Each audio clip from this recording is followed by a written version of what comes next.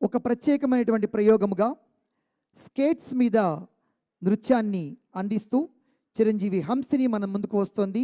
మనందరం కూడా కరతాళ ధ్వనులతో హంసినికి స్వాగతం చెప్దాం.